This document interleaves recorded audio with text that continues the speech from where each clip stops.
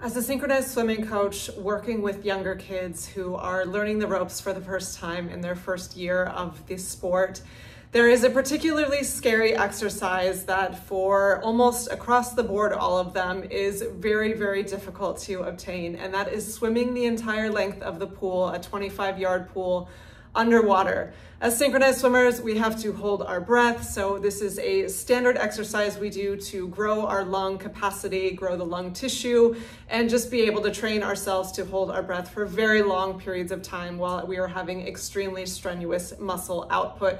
It is not easy to do, and certainly for a young kid who is newer to the water, probably has some swimming experience, but does not have experience holding their breath underwater for long periods of time, because that is a very specific and random and weird and unnatural skill for a human being. Getting young children to be able to achieve this feat is oftentimes very difficult as a coach because, well, we need to be able to nurture them and certainly not put them in any kind of unsafe situation. It is our job to push these young people beyond their limiting mental constructs, and if they are choosing to be in this sport, it is absolutely a technical skill that they do need to acquire. So getting children to face this scary monster of swimming an entire length of the pool underwater requires some time and dedication, but it is possible, and it is very rewarding when these children do come to finally make their first under, as we call them. And I think this kind of mirrors a lot of things in life, and it's something I wanted to touch on today because you hear so much in the personal coaching space or life motivation space or the hustle culture or business world or whatever, you know, all of those things are mostly related. You hear so often that the phrase that it is the fear of failure which holds people back, and I think that's not quite it. I think it's missing the mark a little bit. I think what holds people back is not so much the fear of failure, but more it's fear of the unknown. And that may sound like kind of the same thing, but there's actually a pretty strong distinction that I want to talk on today, because I think unpacking that and learning the difference and seeing how that's playing out in your life might actually give you a little bit more clarity and perhaps a little bit more confidence to step forward into these endeavors, whether it's starting a new business or starting a family or moving somewhere new or letting something old in your life go.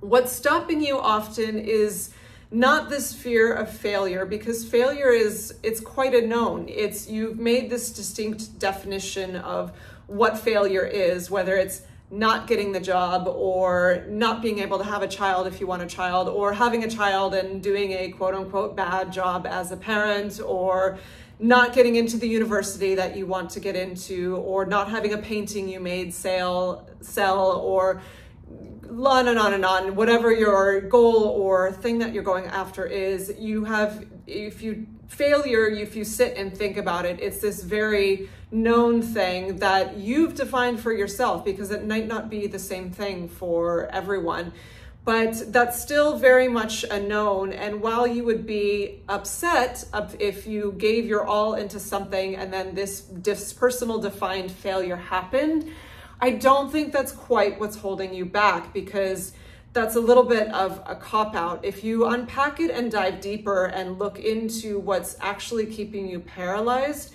it's fear of the unknown, and specifically fear of the process, because it's the process of this new endeavor that's unknown.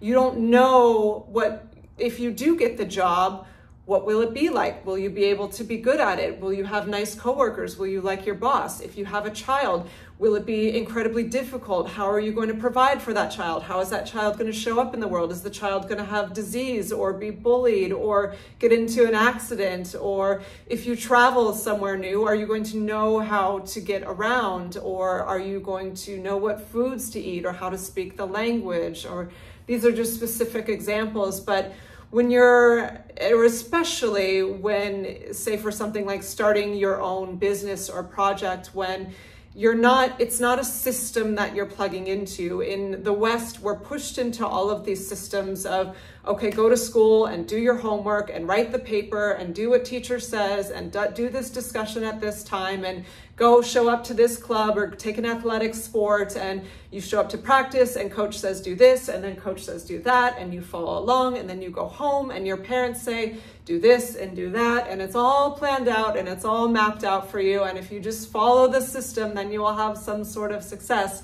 But the problem with all of this is when we get into adulthood and have to think for ourselves and forge our own way, it can be very hard to fall out of, or pull yourself, extract yourself is a better way of putting it, from that system mentality. And most people don't start their own business, and it is a lot safer to work for someone else and follow, again, that system mentality of boss says show up, and this is the project I'm doing, or this is what I need to type about, or this is what I need to speak about, or this is what I need to research today, or whatever the hell type of job it is.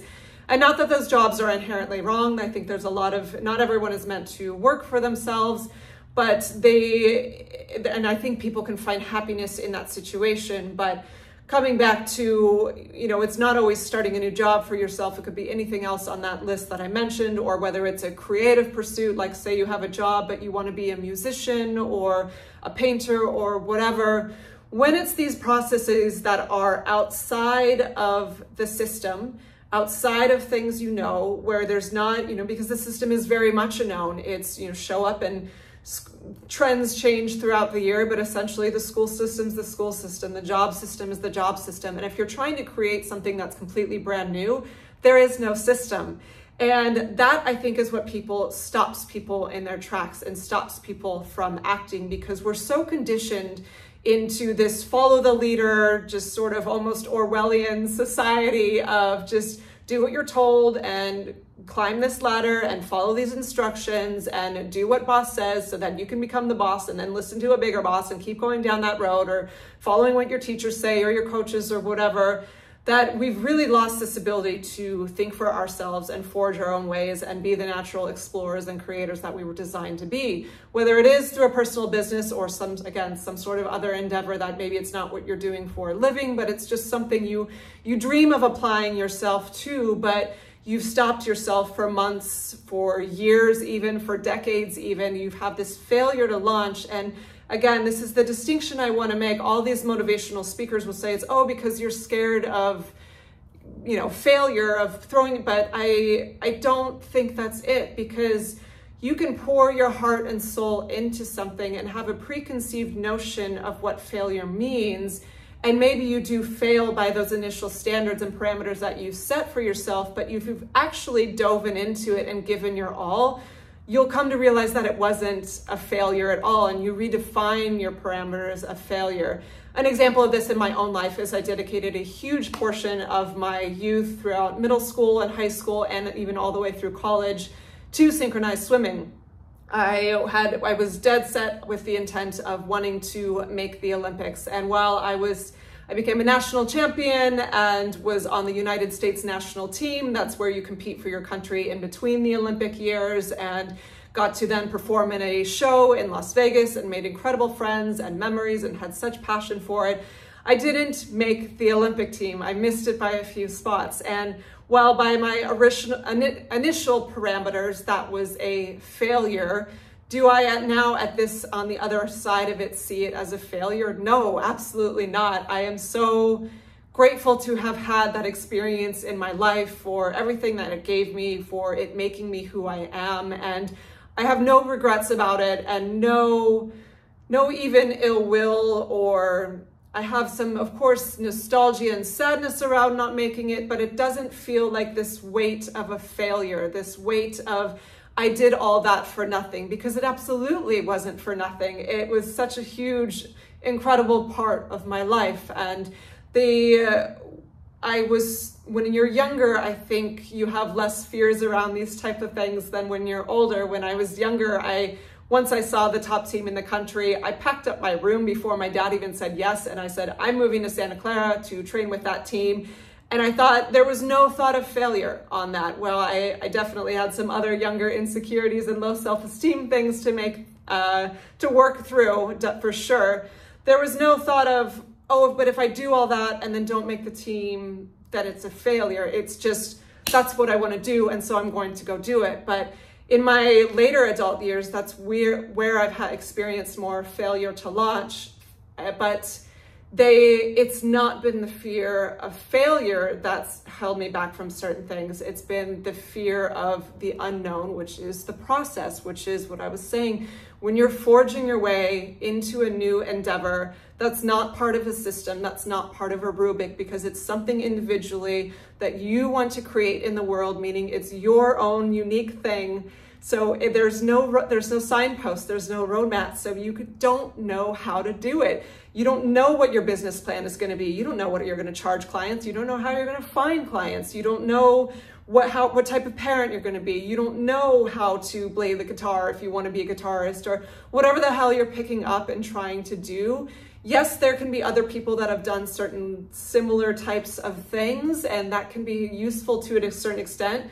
But no one's done that thing in your way, and you have your own life and your own challenges and your own parameters that you're working around to incorporate this new thing into your life. So what stops you from starting is having no system, having no process, having no rubric, having no known of, okay, this is exactly what I need to do, and so I will do all of these things. And that's the distinction I want to make, because while this isn't a magic bullet of now you're going to know exactly what to do, that's the point I'm making, is you won't know what you're going to do, but that you just have to figure it out along the way and trust yourself. And there is an expression, I think it was maybe in like one of Jack Canfield's, he's the Chicken Soup for the Soul book author, but he wrote this great book called The Success Principles I read like 20 years ago. But this might have been from him, or actually this might have been from someone totally different. I apologize for not remembering who quoted this, but it's essentially to jump off the cliff, this is figuratively speaking, and build your parachute on the way down. Actually, now I remember, he didn't say that, I forget who did, but we have this expression, ready, aim, fire. What is that for shooting a bow and arrow, firearms or whatnot, if you're doing target practice? And people tend to have this approach in life, like I need to be perfectly ready, and then I'm going to spend all this time aiming after I've done all the research and all the planning and I got all my ducks in a row and got everything down tight. And then now I'm aiming. So now I'm seeing exactly what the trajectory is going to be, exactly what my business plan is going to be, exactly what tomorrow is going to look like, next week is going to look like, the next month, the next year. And it's all planned out. And I'm going to be exactly this type of parent or exactly this type of person. And I've got their practice schedule sorted out. And then all of that planning and all that stewing and steaming, and then I'll fire. But guess what? Those things are completely impossible to totally plan out. And so that's why people don't fire the bow and arrow or the gun, or they're birthing whatever they want to do in life, because it's impossible to plan for the future in that way when there's always going to be so many variables and so many unknowns. But I want to say today that that is part of the process. And this is Jack Canfield's quote. Now I remember, he switches that around, rather from the ready and the aiming and the obsessing and then maybe firing, but that rarely ever happens. He says, fire and then aim along the way. That is a huge distinction. It means essentially just going for it and figuring it out along the way. And yes, that is scary. And yes, that has no plan. And yes, that is outside of the system. And yes, that is absolutely outside of the known.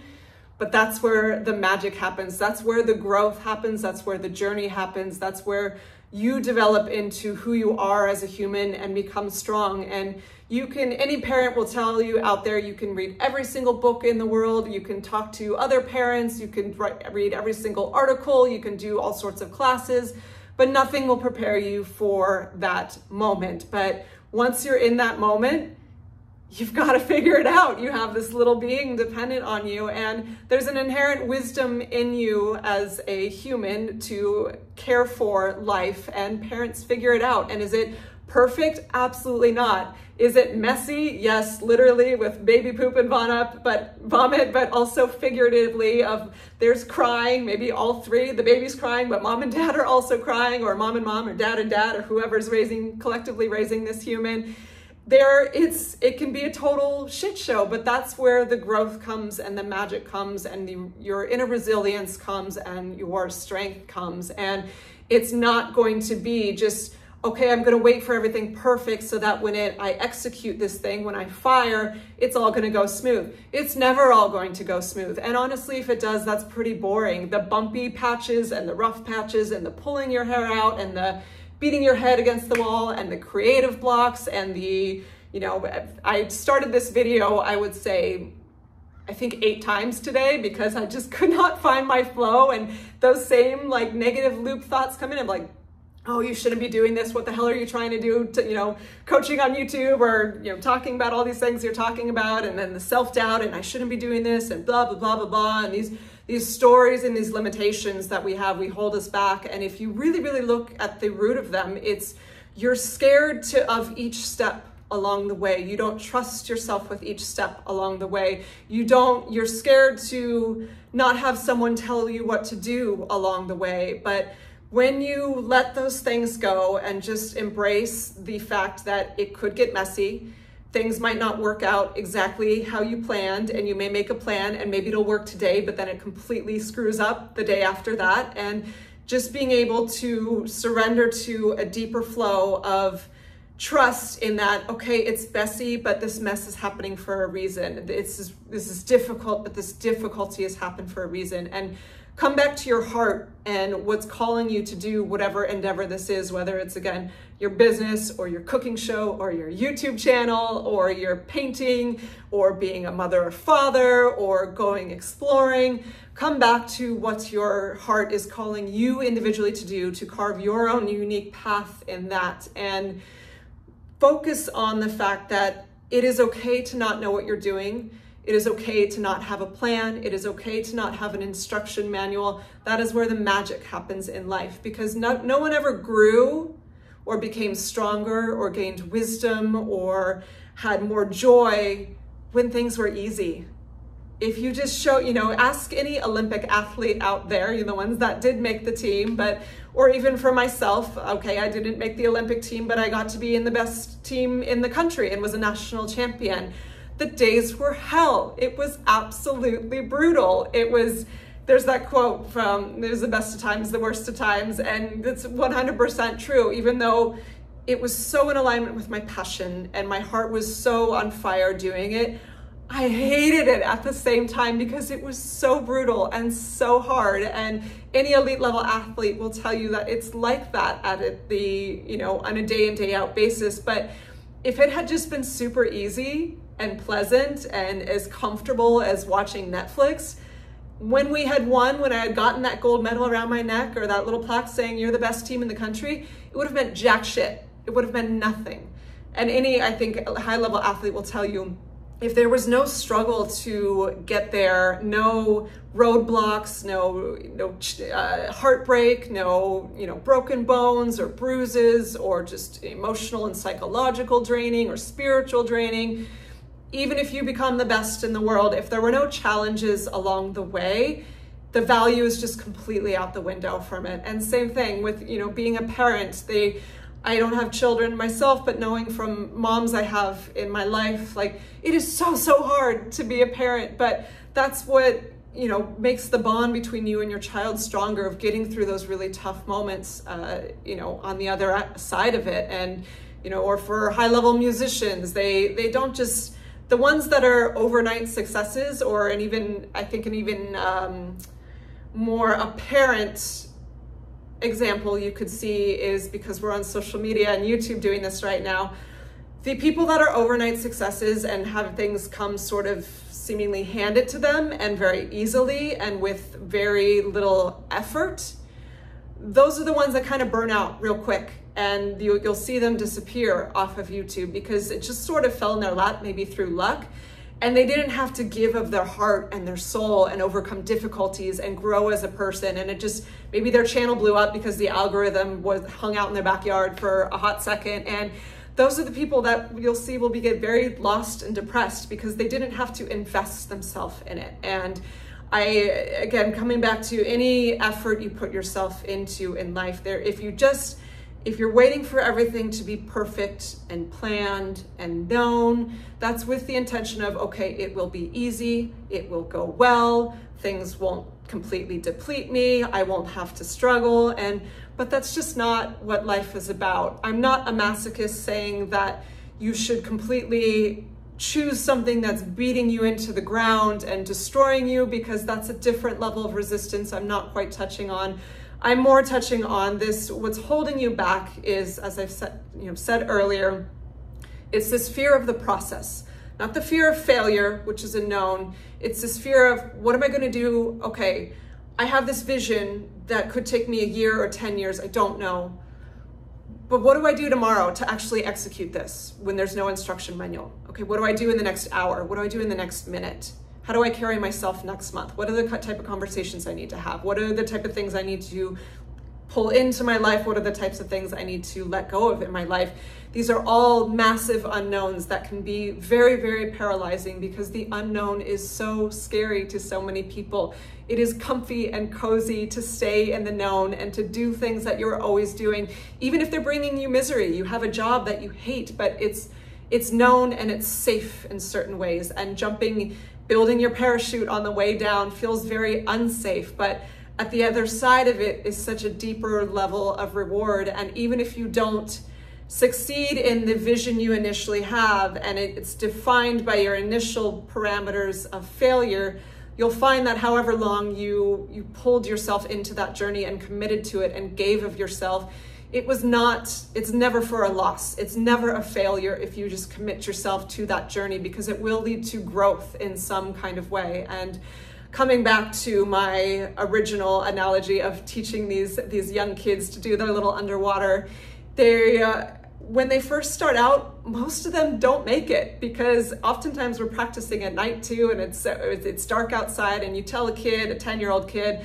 okay, put some goggles on, and it's dark and murky under that water, and you're gonna swim to the other side without getting to breathe. That's scary as hell. And most of the time they do one little breaststroke and come up, even though they're not actually out of air, they're out of trust in themselves. They don't think they can do it. Their idea of failure is not, I won't make it to the other side. Their failure in their mind is, I just can't do this. Think about that distinction. It's not fear of what's on the other side, it's fear of, I can't do this in that moment. And that's what's paralyzing to that. But the way to deconstruct it is to just keep putting one step forward. And what I say to my students is, okay, you took 2 breaststrokes and then you came up. Next time, I want you to take 4. It's just 2 more breaststrokes. It's about 5 more seconds, depending how slow or fast the kid is. They're usually pretty slow at that age. But the point is, just give this one little increment of just take 1 more step of it. And it's actually, you're a lot more capable than you think you are. It's not this, if you tell them, no, you just have to make it, you just have to get to that other side, they're not going to. And they will shut down and they will panic and they will come up for air every single time. But if you celebrate that little success, if you don't define it by, okay, you didn't make that under, so that's a failure, which that's a great way to give some psychological damage to a kid. Say, okay, great, you did 2. See if you can do just 1 more next time. And 99% of the time, they can. Because again, their physiology, their actual athletic capability is not what's failing them in that moment. Their mind is failing them in that moment. Similarly, when you're taking on that new endeavor, whether it's guitar or parenting or a new business or climbing Mount Everest, your mind is always going to fail you before your physiology does. Now, of course, especially with something like athletic endeavors where you really do need to develop conditioning to be able to execute something properly, you are going to reach those breaking points of your body just not being strong enough yet. But I will tell you, it is almost always your mind failing before your body. Your whole body responds to your mind. If you go into something thinking, I don't know how to do this, I can't do this, I don't have the process, you're going to fail by your own standards. But redefine what failure means. Don't look at the end result as you're doing something.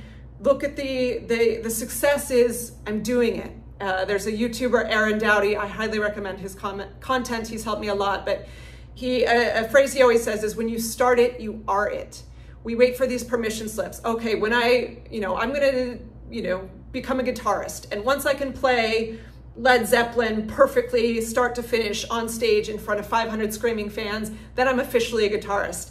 Well, that's going to take a hell of a long time to get there, and you may or may not get there. And if you just are holding yourself to that standard, you're not going to start, because that's scary and that seems impossible. But if you sit your ass down and practice guitar for 3 hours each day, even if you suck, you are a guitarist in that moment, because you're committed to your craft. And so it's when you start it, you become it, you are it. And let the parameters of I need to achieve X, Y, Z and be, defined by this date or this time in this future, that's not it. What's it is the process, is committing to your craft or your dream or your vision in that moment and seeing wherever the hell that takes you in life, because it may be something totally different from what you envisioned, but oftentimes it's something better than you envisioned. And if you, like that little swimmer, you have a bumpy day, you have a rough day, but even just committing to show up, even if you suck that day, committing to show up after another day, that's success. That's a win. That's you being on the path. And eventually those 2 breaststrokes become 4, become 8, become the entire length of the pool. And then all of a sudden what's scary is not scary. It's just part of you and natural and who you are. And then you can build even bigger parameters often of what success is. And this idea of failure goes out the window. And this idea of I don't know how to do it and I don't know how to start goes out the window, because each day you show up and you figure out something new and you commit to something new and you work through a new roadblock or challenge, you become deeper ingrained into it, and your trust in yourself and your trust in the process and your trust in the path and the universe elevates. So that is my speech for today. If there is something hanging over you, whether it's simple like wanting to learn how to cook a new meal, or something very, very scary like becoming a parent, or traveling solo throughout Europe, or learning a new skill like painting or a musical instrument. It could be anything and everything. There's no scale of importance. What is important is, does it speak to your heart? Does it call to your heart? Is it something you want to do? Then just start doing it. The unknown will be there. The path may be bumpy. The little difficulties or huge difficulties will be there, but that's part of the process and that's part of the beauty of it, and it will transform you into the human you are meant to be in this life. Okay, I'm about to get eaten by the sun here, so I'm going to wrap up this video. Thanks for hanging out today, and I'll see you in the next one. Bye.